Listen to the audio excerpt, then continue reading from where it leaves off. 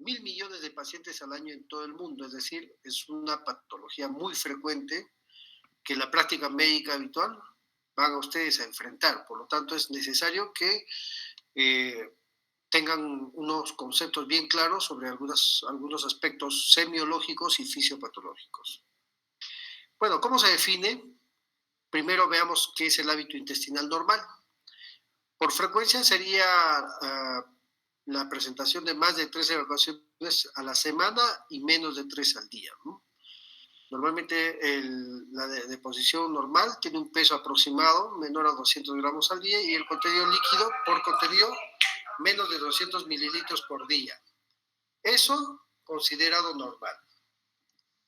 Ahora, ¿cómo clasificamos las diarreas? Se clasifican en diarrea aguda, aquellas que se presentan en menos de 14 días, prolongada de 14 días a 6 semanas, diarrea crónica mayores a 6 a 8 semanas. La diarrea aguda es aquella con una duración menor a 2 semanas y tiene muchas causas, ¿no?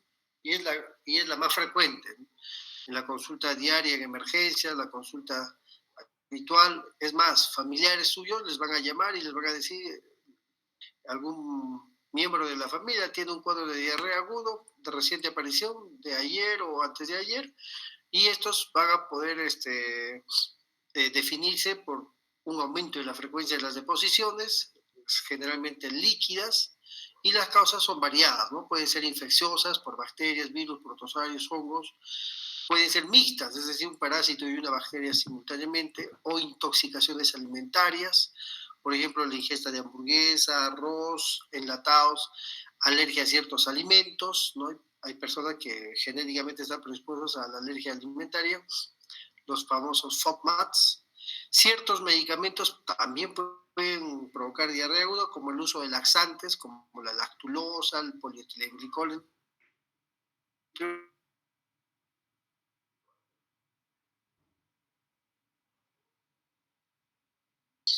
Y representa el inicio de deposiciones líquidas. El mecanismo de las diarreas son variados, ¿no? Tenemos la diarrea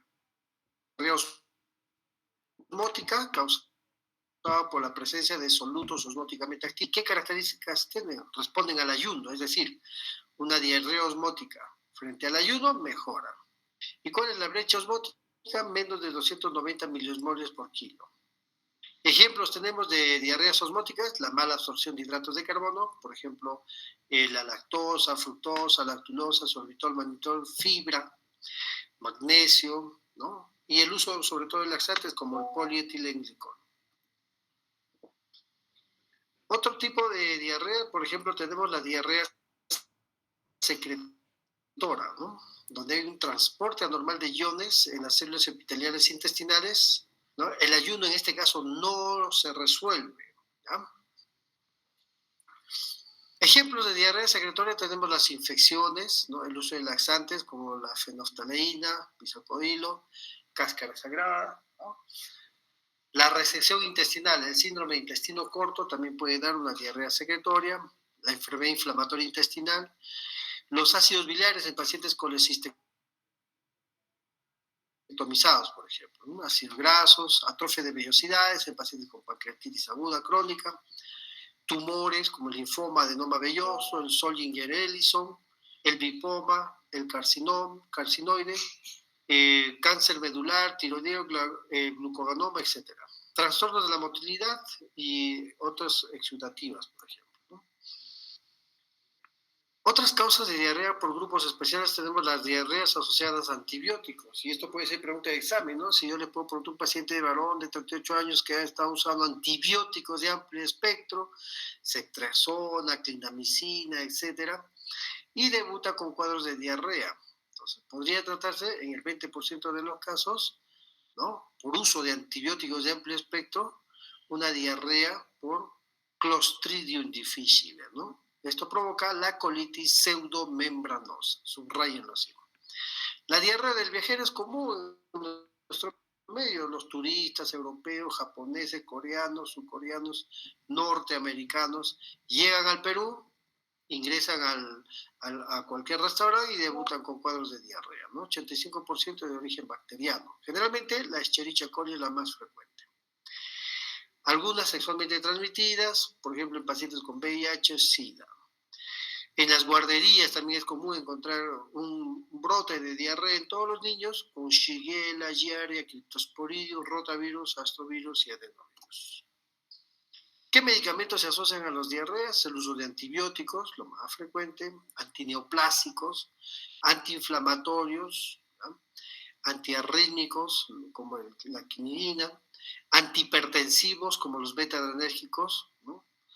Antiácidos, ¿no? Que contienen magnesio, la colchicina, prostaglandina, teofilina, entre muchos otros.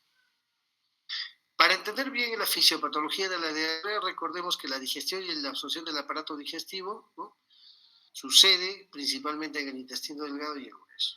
La cantidad de líquido que pasa a través del intestino delgado por día es aproximadamente de 8 litros, producto de la ingesta, secreciones salivas, la secreción gástrica, secreción pancreática biliar, y también el intestino, lógicamente, secreta líquidos y electrolitos.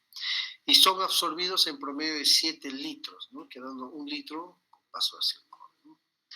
¿Cuál es el mecanismo de control?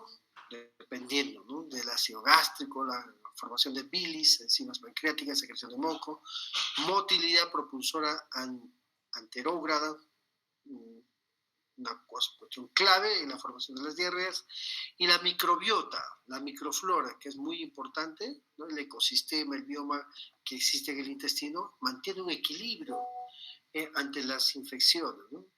Y esto podría, por ejemplo, por el uso desmedido de antibióticos o la automedicación, podría provocar disbiosis, un desequilibrio en este ecosistema y debutar con cuadros de diarrea. Intoxicación alimentaria, generalmente por Staphylococcus aureus, ¿no? Esto está en el medio ambiente, en los embutidos. Cuando uno va y de repente ingiere una hamburguesa, puede haber un cuadro de diarrea que generalmente se autolimita. Y la causa más frecuente es el Staphylococcus aureus. También por salmonella, Escherichia coli, otros, el Clostridium perfringens, la Trichinella spiralis, el Clostridium botulinum, sobre todo en aquellos enlatados, Vibrio cholerae, Parahemophilus, la Shigella, Campylobacter, Yersinia, entre otros gérmenes, pueden dar intoxicación alimentaria. ¿Cómo clasificamos las diarreas bacterianas? Aquellas que producen toxina, como la E. coli enterotoxigénica, ¿no? Estas enterotoxinas es el mecanismo patógeno principal, pueden ser citotónicas, que producen la secreción de líquido por activación de enzimas intracelulares, como la adenilato ciclasa. No hay daño de la mucosa generalmente, ¿no? Y otras toxigénicas, como las citotóxicas. Estas sí dañan la mucosa, las células epiteliales. Otra clasificación bacteriana de las invasoras, microorganismos que atraviesan la superficie de la mucosa y pueden provocar diarrea, ¿no? Entonces tenemos las invasoras y las no invasoras. Dentro de las diarreas infecciosas invasivas tenemos la salmonella, ¿no?, y también la Shigella E. coli interinvasiva y el Clostridium difficile, repito, causante de la colitis pseudomembranosa. Las no invasivas, virus, Cryptosporidium, la Giardia, el Vibrio cholerae, E. coli enterotoxigénica, el Bacillus cereus, que está en el arroz, por ejemplo, ¿no?, el Bacillus cereus. ¿Qué síndromes clínicos dan en la diarrea aguda? Estos pueden ser no inflamatorios e inflamatorios. Sencillo. No inflamatorios, el cuadro clínico se caracteriza por evacuaciones líquidas sin sangre, sin pus. No hay tenesmo ni fiebre, ¿no? El dolor abdominal no es importante. El paciente tiene cierta molestia. Y el volumen de las evacuaciones pueden ser abundantes, en ocasiones puede incluso deshidratar, ¿no? No hay leucocitos fecales y raras veces hay sangre oculta. ¿Cuáles son las causas? Bacterias y sus enterotoxinas, entre ellos la E. coli enterotoxigénica, el Staphylococcus Clostridium, Vibrio cholerae, Cryptosporidium y la Giardia. Y algunos virus mínimamente disruptivos de las células o que provoquen destrucción. Ahí tenemos el rotavirus, norovirus y el agente norovirus. Por otro lado tenemos las diarreas inflamatorias, cuyo cuadro clínico se caracteriza por evacuaciones con moco y sangre. Es característico, el paciente dice, doctor, he hecho deposiciones líquidas y había sangre, ¿no? Puede haber tenesmo, fiebre, dolor abdominal intenso, un cuadro de sepsis, paciente muy quejumbroso, con evacuaciones pequeñas pero frecuentes, ¿no? Es poco común la deshidratación. En estos casos, en las deposiciones encontramos abundantes leucocitos fecales, más de 10 por campo, y sangrado microscópico. ¿Cuáles son las causas de las diarreas inflamatorias? Los microorganismos invasivos y los que producen citotoxinas con daño celular.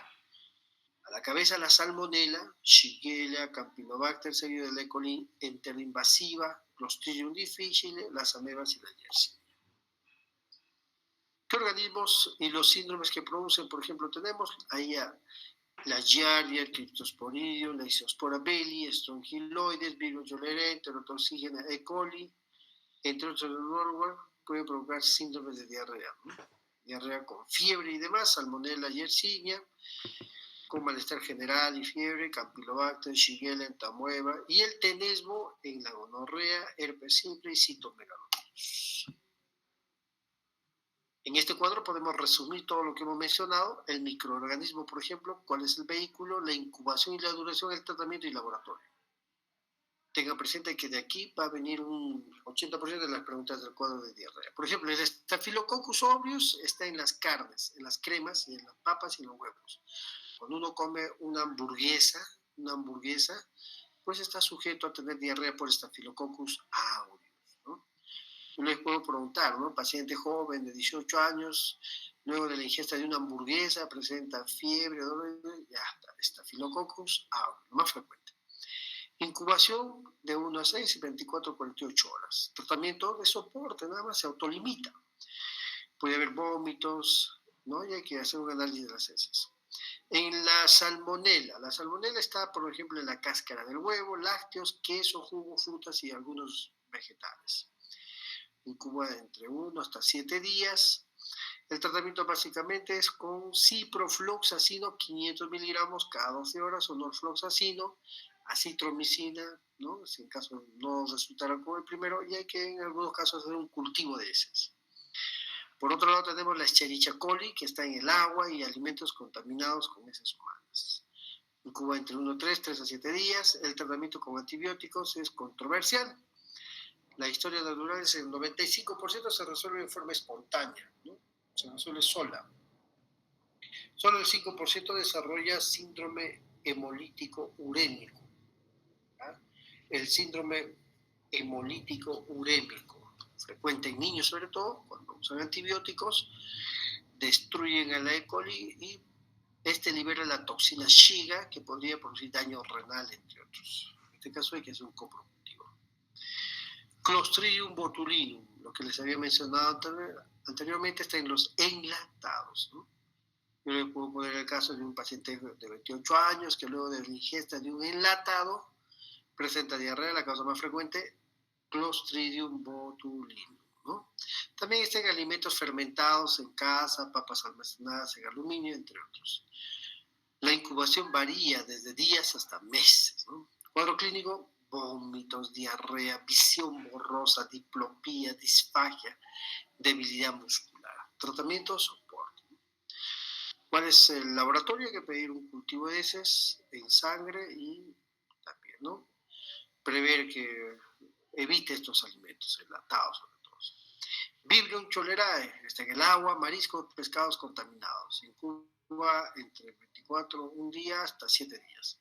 La diarrea, vómitos y deshidratación severa. Una característica importante del cólera es la deshidratación, que en niños menores de 5 años en lugares con poca salubridad puede provocar incluso la muerte. Hay que tener mucho cuidado con este germen.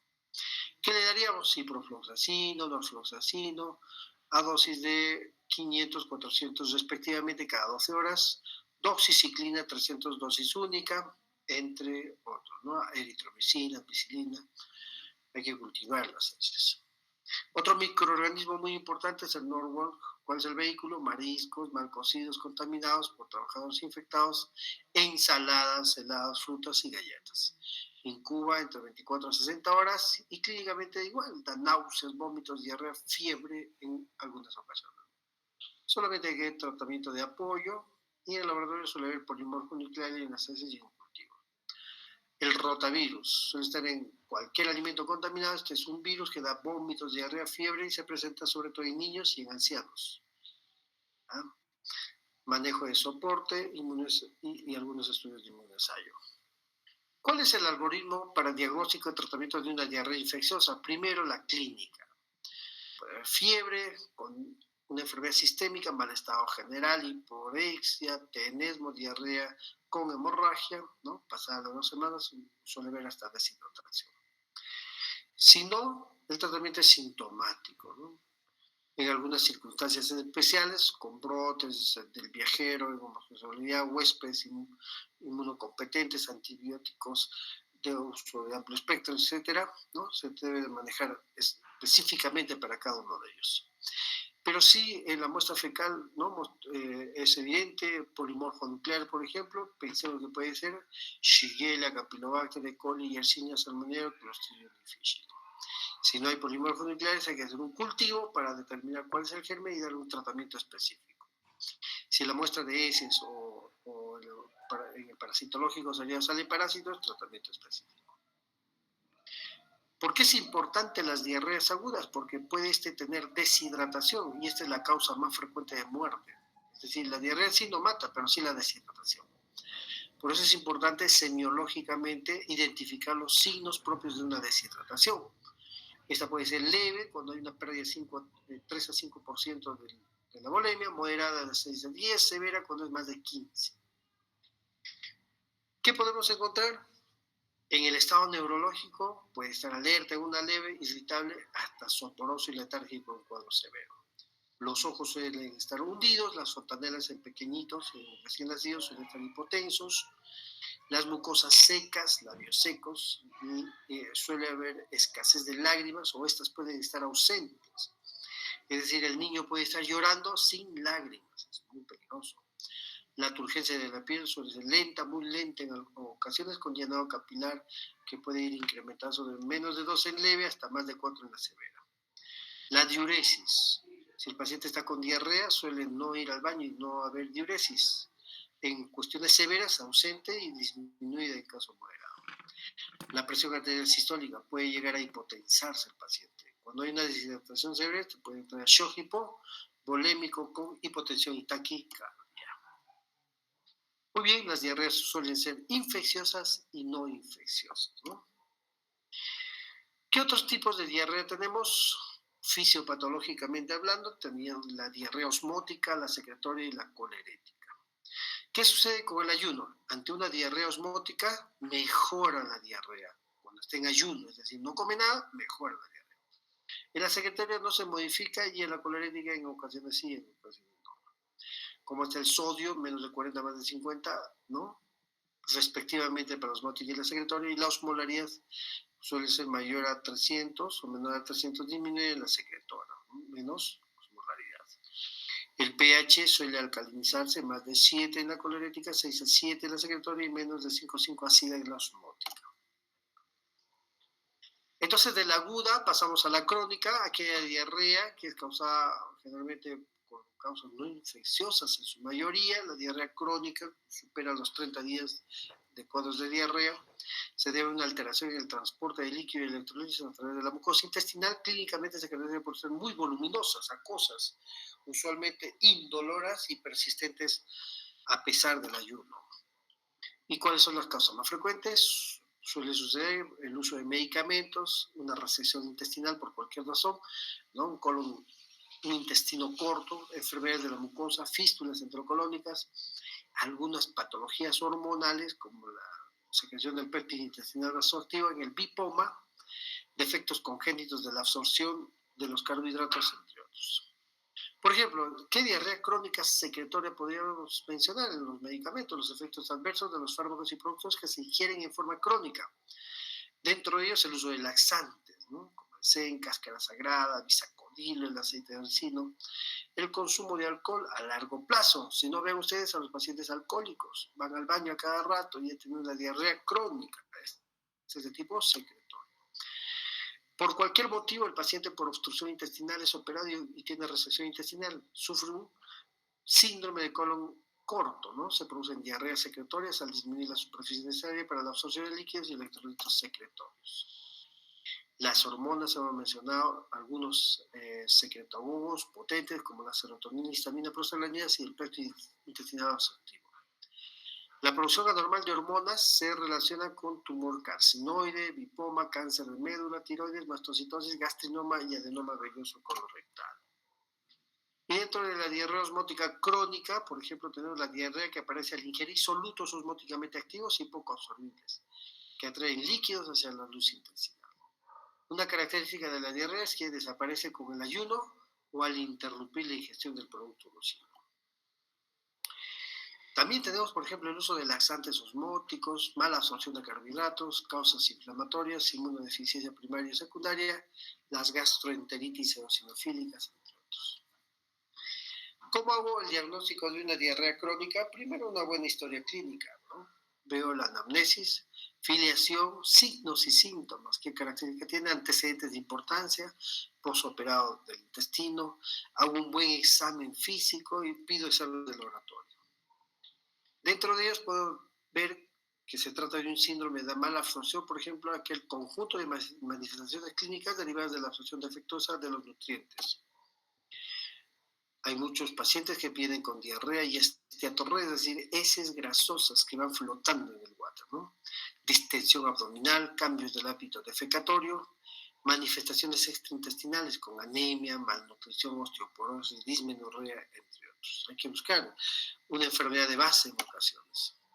Entonces, haces el interrogatorio y haces un buen examen físico. No es necesario formular las siguientes preguntas. Siempre diga, ¿hay antecedentes de intervenciones quirúrgicas? Como resección del estómago, del intestino delgado o algún bypass intestinal, ¿no? Haya una historia familiar o infantil de enfermedad celíaca, ¿no? Siempre busquen la enfermedad celíaca, que es la intolerancia al gluten, ¿no? El gluten es una proteína que está, por ejemplo, en la avena, centeno, trigo y la cebada. Y el trigo, lógicamente, se usa para elaborar harina, y la harina para elaborar pan, fideo, tortas, pasteles, queques, entre otros, ¿no? Entonces, todos estos alimentos suelen provocar diarrea en los pacientes con enfermedad celíaca por esa intolerancia al gluten. Pregunten siempre si hay antecedentes de viajes a áreas endémicas, como el espluro tropical, la giardiasis y otras infecciones gastrointestinales, si hay antecedentes de ingesta excesiva de alcohol, cólico y esteatorrea, síntomas que sugieran tumores pancreáticos. ¿No? Hay alguna manifestación clínica de tirotoxicosis, palpen el cuello siempre, si hay una enfermedad de Addison, enfermedad de Whipple, enfermedad biliar, hepática o neuropatía diabética.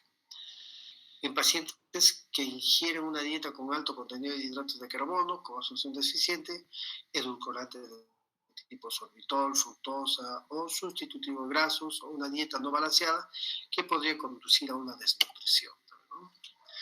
¿Habrá la probabilidad de una infección por virus de inmunodeficiencia humana? Hagan prueba de VIH, en algunos casos debe ser algún tratamiento con fármacos que pudieran provocar mala absorción, antecedente de trasplante de algún órgano o irradiación de la región abdominal. Una vez formulado todo esto, vemos los signos y los síntomas, ¿no? Pueden partir desde el aspecto musculoesquelético con debilidad muscular, tetania, parestesias, osteomalacia, osteoporosis, baja de peso debe llamarte la atención en cuestión de tumores, anemia, litiasis, renal, amenorrea, neuropatía periférica, fatiga y debilidad. Pruebas de laboratorio, pide un hemoleucograma, ¿no? Con hematocrito, hemoglobina, si tiene anemia, constantes corpusculares, qué tipo de anemia, bioquímico, triglicéridos, colesterol, glúcido, electrolitos. Otros, el tiempo de protomina para la función hepática, nivel de ácido fólico, si está deficiente en cuestión de anemia. En ese es buscar si hay grasa, elastasa, quimiotricina para pancreatitis crónica y ver el pH también, ¿no?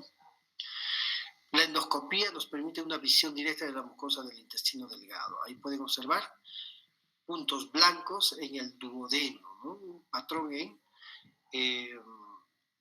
pimienta, se dice, ¿no? Esos puntos blancos corresponden a giardia, por ejemplo, giardia lamblia. Ahí tenemos las famosas enfermedades inflamatorias intestinales, ¿no? Una colitis ulcerativa, tenemos un tumor productor de lipomas, entre otros. Se hará una biopsia, ¿no?, gastrointestinal atípica en zonas sospechosas. La mayoría de casos por sí misma no es diagnóstico, ¿no?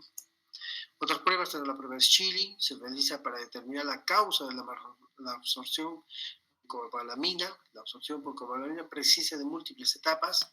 Un proceso gástrico, tenemos el factor intrínseco de Caster, que es producido por la célula oxíntico parietal, y luego en el intestino delgado se libera y se absorbe, ¿no? Además, problemas pancreáticos e ileales. Se puede utilizar para valorar la integridad de estos órganos. Se aplica una inyección con vitamina B12 no radiactiva, se ingiere vitamina B12 radiactiva y se recolectan muestras de orina. La absorción necesita factor intrínseco que es liberada por las células parietales gástricas que permiten su captación por los receptores específicos de cobalamina presentes en el borde en cepillo de los enterocitos del ilio, la porción final del intestino delgado. Las enzimas proteásicas pancreáticas rompen el complejo cobalamina proteína captadora del radioactivo para liberar la cobalamina en el intestino delgado proximal, donde ésta se une a un factor intrínseco. Entonces aquí vemos esquemáticamente cómo la cobalamina llega, la célula parietal oxíntica forma el factor intrínseco, se une y a la altura del ilio se libera y se absorbe la cobalamina necesaria para desarrollar los glóbulos rojos, ¿no? La absorción de cobalamina puede ser anormal en varios procesos. Anemia perniciosa, por ejemplo, ¿no? Hay atrofia de las células parietales gástricas de origen inmunitario. Una pancreatitis crónica, como consecuencia hay deficiencia en las proteasas pancreáticas.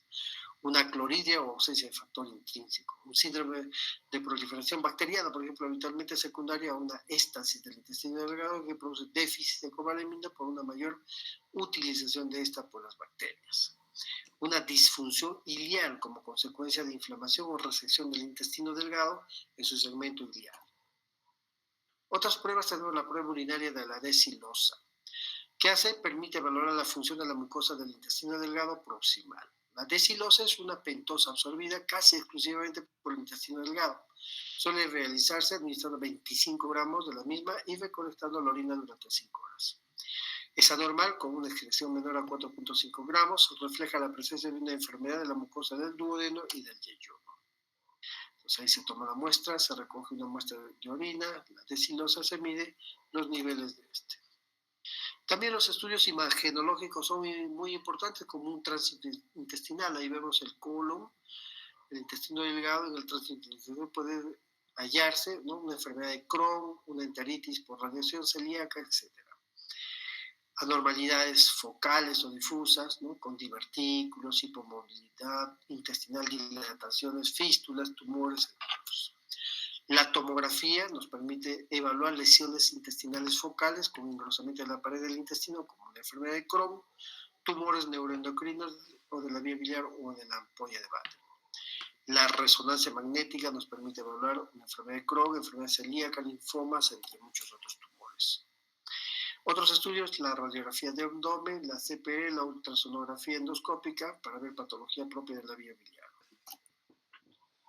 ¿Cuál es el protocolo? Primero veo si la diarrea es crónica por el tiempo más de un mes, con pérdida de peso o esteatorrea, pido laboratorio, una ecografía frotis y cultivo. Puede tratarse de parásitos también en algunos casos, o colestasis o una pancreatitis crónica.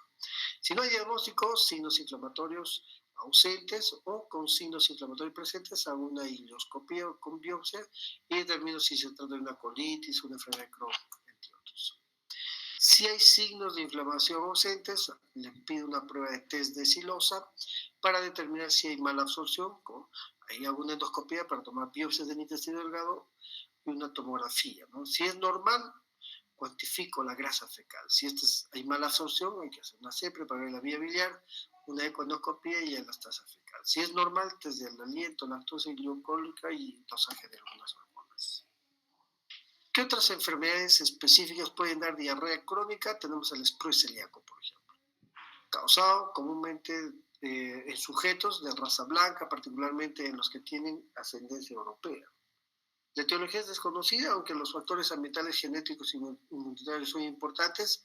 El comienzo de los síntomas es variable entre el primer y octavo decenio de vida. Hay una normalidad en la mucosa intestinal en la biopsia y la respuesta de los síntomas a la alimentación de gluten de la dieta. Los síntomas oscilan desde una importante mala absorción, ¿no?, a los nutrientes, con esteatorrea, baja de peso, entre otros, y se diagnostica dosando anticuerpos antiendomicio, tipo inmunoglobulina A, transglutaminasa, además de la biopsia del intestino delgado, que establece el diagnóstico definitivo. Entonces, según estudio tropical, afecta tanto a nativos de regiones tropicales como a migrantes en esta zona. Se manifiesta con diarrea crónica, esteatorrea, baja de peso, carencias nutricionales, entre los que incluyen folatos y cobalamina. Prueba diagnóstica de elección, biopsia de intestino delgado. Tratamiento, antibióticos de amplio espectro, ¿no?, y ácido fólico en algunos casos. ¿Y qué respecto al síndrome de intestino corto? Algunos pacientes son operados por cualquier motivo, cáncer, tumoraciones, obstrucción intestinal, les resecan el intestino y esto agrupa múltiples problemas clínicos. Muy bien, depende también del segmento que sea resecado, si es yeyuno o hilio, la longitud resecada, la integridad de la válvula resecal es muy importante, si también se reseca una porción del colon, y la presencia de enfermedad residual del intestino restante, como en la enfermedad de Crohn, por ejemplo, ¿no?, el grado de adaptación del intestino que quedó también. Otros problemas, mala absorción a la lactosa o intolerancia a la lactosa, por una deficiencia en la enzima lactasa en el ribete del cepillo intestinal, puede provocar mala absorción en la lactosa con posterior intolerancia a la lactosa. Principalmente el paciente presenta distensión abdominal. Doctor, se me hincha mucho el abdomen, ¿no?, dolor tipo cólico, aumento de flatulencias y diarrea. La esteatorrea secundaria a mala absorción del hilio por ácidos biliares, ¿no?, es un trastorno habitual en pacientes operados de la vía biliar, ¿no?, o que tienen bypass, ¿no?, y también aquellos con resección del hilio, más de 100 centímetros, suele asociarse una mala absorción de los ácidos biliares y debutan con diarrea. Otras patologías ocasionan síndrome de mala absorción, tenemos la amiloidosis, esclerodermia, lupus eritematoso, diabetes mellitus, resecciones gástricas, mala absorción de los pacientes en edad avanzada, entre otros. El tratamiento varía según la etiología, la causa. Puede ser curativo, ¿no?, y hay que reponer líquidos electrolíticos y además de las vitaminas. Otra diarrea muy frecuente es por Clostridium difficile, ya hemos mencionado, por uso de antibióticos de amplio espectro, solamente dentro de los 2 meses del cuadro de diarrea. El Clostridium difficile va a provocar la colitis pseudomembranosa. ¿Cuál es la clave? Suelen estar en medios hospitalarios, ¿no?, contaminados por estas esporas, son susceptibles a la enfermedad asociada al Clostridium difficile, se requiere tratamiento antimicrobiano apropiado. La colitis pseudomembranosa es la forma más grave de enfermedad asociada al Clostridium difficile. Esta colitis pseudomembranosa se caracteriza por presentar al examen una mucosa de colon con placas blanco-grisáceas, amarillentas. Y en la muestra de biopsia de la mucosa de colon se observan mucosas infiltradas con neutrófilos, placas necrotizantes y pseudomembranas. Esta es una bacteria gram positiva, anaerobia y formadora de esporas. Produce la enfermedad a través de 2 toxinas, la toxina A, que es enterotoxina y citotoxina, y la toxina B, que es citotoxina. La producción de esporas le permite sobrevivir por meses en la institución de salud. Se transmite a pacientes a través de las manos del personal de salud, por deficiencia en la práctica de higiene de manos, el uso de guantes también, ¿no? Se describe la aportación sintomática en heces en población general de 1 al 3%, lactantes 50% y pacientes hospitalizados hasta un 20%. Pueden debutar con Clostridium difficile con una colitis pseudomembranosa. ¿Y qué antibióticos están relacionados? Por uso de antibióticos de amplio espectro como beta-lactámicos, cefalosporinas, que requieren quimioterapia, etcétera, inmunosuprimidos. Entonces, como factores de riesgo para la colitis pseudomembranosa es la estancia hospitalaria, edad avanzada, uso de antibióticos previamente, pacientes con cáncer que están en quimioterapia. Clínicamente hay diarrea acuosa, 3 a 20 porciones por día, dolor, calambres abdominal, fiebre, laboratoriamente hemograma con leucocitosis, ¿no?, y presencia de sangre oculta en heces. Complicaciones, el megacolon tóxico. Empieza a haber una distensión del colon transverso por encima de 10 centímetros y puede haber perforación del colon. Mortalidad 64%, hoy en día ya mejoró por el diagnóstico precoz. ensayos de citotoxicidad celular específicos para el Clostridium difficile, cultivo en heces podría ser el dosaje de la toxina A y la toxina B. Una colonoscopía para ver si hay pseudomembranas en el colon, ¿no? Y futuras investigaciones, el test de diagnóstico más rápido, sencillo y específico, buscan diagnosticar con métodos para prevenir la enfermedad hospitalaria y terapias efectivas, ¿no? ¿Qué debo dar? Vancomicina bioral. En el Perú no hay vancomicina. Entonces, otra alternativa es el metronidazol por vía oral. Prevención, interrumpir la transmisión horizontal del Clostridium difficile, es decir, precauciones de barrera, higiene de manos, lavado de manos, el uso de guantes, y cambiarse los guantes, limpieza y desinfección del medio ambiente. Es muy importante. Muy bien, chicos lindos, con esto hemos concluido con la charla de la enfermedad diarreica. Como hemos acordado con vuestro delegado, hemos acordado que el examen se va a adelantar para el 3 de octubre, ¿eso es correcto? Sí, doctor, es el 3 de octubre. Ya, bueno, como han visto ustedes, el tema de gastroenterología es un tema muy sencillo, no hay nada difícil. Por lo tanto, si el examen es el 3, así como me pidió Marcelo, el 3 de octubre, las preguntas van a ser sencillas.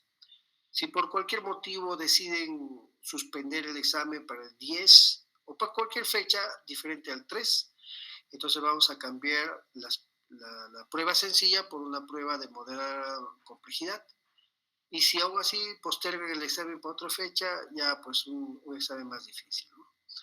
Bueno, no hay nada difícil en realidad, lo único que pasa es que no estudian, pues, no prestan atención a las clases. Lo que tienen que hacer es recordar los conceptos más claves, ¿no? Lo más importante. Por ejemplo, en temas de hemorragia, conceptos básicos, que es hematemesis, melena, hematoquesia, cuando el paciente se hipotensa, hay taquicardia, que en el manejo es importante, etcétera. Reconocer los signos de alarma, si hay baja de peso, etcétera. La edad es importante, la historia clínica, el examen físico. Conceptos tan sencillos que les va a venir como un casito clínico, ¿ya? Y ustedes van a saber interpretar, ¿no? Recuerden que cada signo, cada síntoma nos conlleva un síndrome y el síndrome es un diagnóstico etiológico, para que cuando hagan el área clínica sepan el manejo y la terapia que va a hacer a profundidad. Y recuerden que cada signo y síntoma va de la mano con las ciencias básicas, es decir, la fisiología y la fisiopatología y la anatomía. Por lo tanto, es importante reconocer, ¿no? Ante una úlcera gástrica con dolor abdominal, el dolor es característico de esta manera, pero ¿qué relación tiene el dolor en el estómago, por ejemplo, de una úlcera con las células parietales mucínicas, ¿no? Muy bien, chicos, ya prácticamente les estoy pasando las preguntas de examen.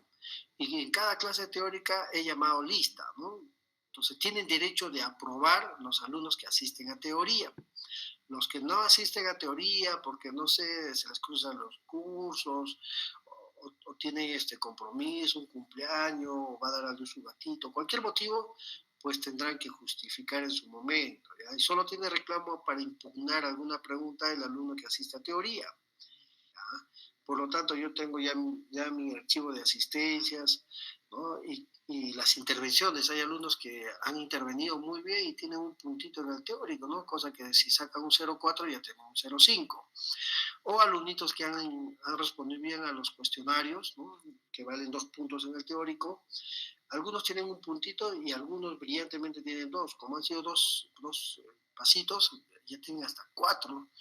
Tengo 2 alumnos que tienen 4 puntos, ¿no? Entonces, si sacan 0,5, llegan a un 0,9 fácilmente. Muy bien. Entonces, chicos lindos, nos vemos el 3 de octubre. ¿Ya? Buenas noches. Gracias, doctor. Buenas noches. Gracias, doctor.